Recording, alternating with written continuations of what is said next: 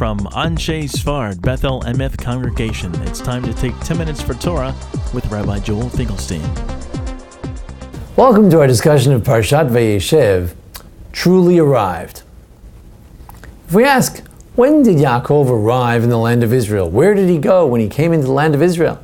Having spent time, 20 years, away with Lavan, with Laban. When did he arrive? Where did he arrive? So strangely enough, the Torah gives three answers. 3 times the Torah seems to describe Yaakov sort of arriving, coming into the land of Israel. We need to understand, what are these 3 all about? Why 3 times? Why not once? Why not just clarify, when did he come and when did he settle in? So first, we have Vayavo Yaakov Shalem Yeshechem. First, in the last Parshat Vayishlach, Yaakov arrives in the city of Shechem, Nablus. He had come from Padan Aram, come from the north, and he builds an altar there. Like any good forefather in any situation, he builds an altar to call out in the name of God. He called out the name of the God of Israel. It's his God. However, Shechem did not work out too well, did it? Shechem is a miserable place, as Rashi points out. Shechem is a place where his daughter is unfortunately attacked. She's raped. And in that sense, Shechem was not a place where he had arrived in the land of Israel. In the land of Israel, there can be no promiscuity. The land of Israel is a place where we say, Lo takietchem haaretz, let the land not spit you out, in doing the types of things that the Canaanites used to do there. And therefore, in Shechem, he had not truly arrived. Not only that, but it said at the end of Bamidbar, it points out that the land cannot be defiled through murder. In Shechem, the brothers murdered and massacred the city of Shechem. Yaakov did not approve. It was not an approved conquest of Shechem. It was an immoral act. And immorality is no way to arrive in the land of Israel. He had not arrived yet. Then he has to run away from there, get away from there before the enemy comes to attack. He comes to Beit El. Beit El is where he should come home. After all, he had promised.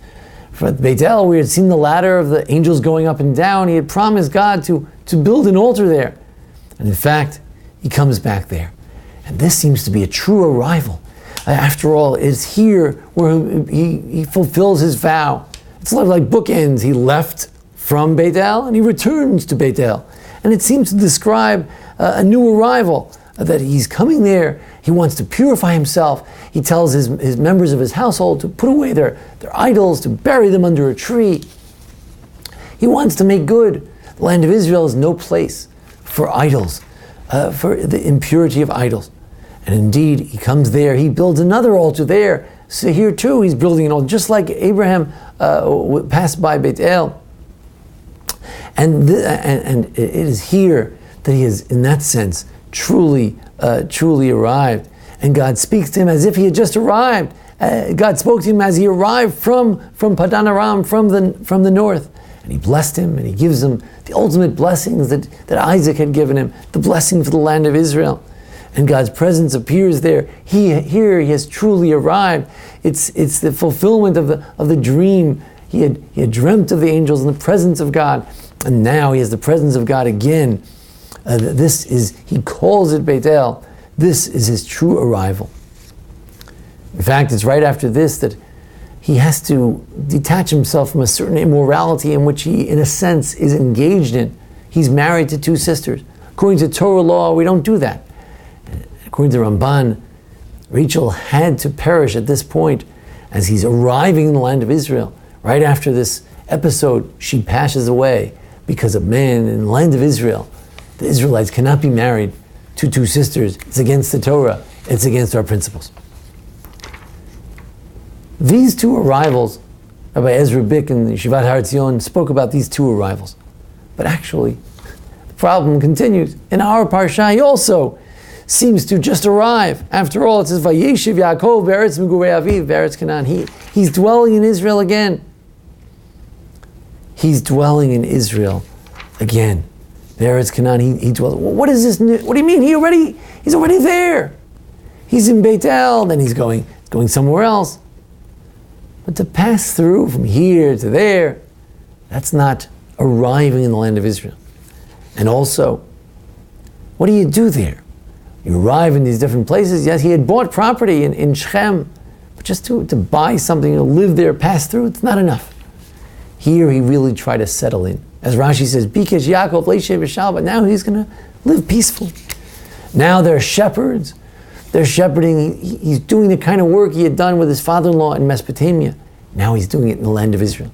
The Avnei Nezer, the great Hasidic and Rabbi, also a great scholar, Avnei Nezer wrote that you don't really live in Israel unless you earn a living there. You work there. If you want to move to Israel and someone will pay the bills in America, that's not living in Israel. Living in Israel means that God directs your parnasa, you're making a living in the land of Israel. This week's parsha is about Yaakov earning a living in the land of Israel, being a shepherd in the land of Israel. Unfortunately, it didn't work out. Unfortunately, that's where everything fell apart again. He thought he had truly arrived.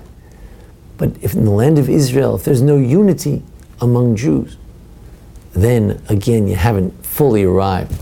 We can't stay in Israel if there's idolatry and immorality, if there's spilling of blood. But you also can't stay in Israel if there's sinas chinam, if there's needless hatred. The Jews, Gemara and Yuma, this past week's Daf Yomi pointed out that the first temple was destroyed because of the first three, the cardinal sins. But here our parsha says that the land of Israel will not last. Jews will not last in the land of Israel. They'll have to go into exile like the brothers and Yaakov did.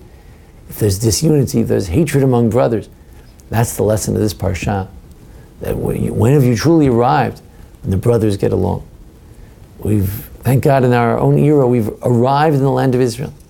I don't know if we've lived up to the dreams of avoiding the three cardinal sins. I don't know.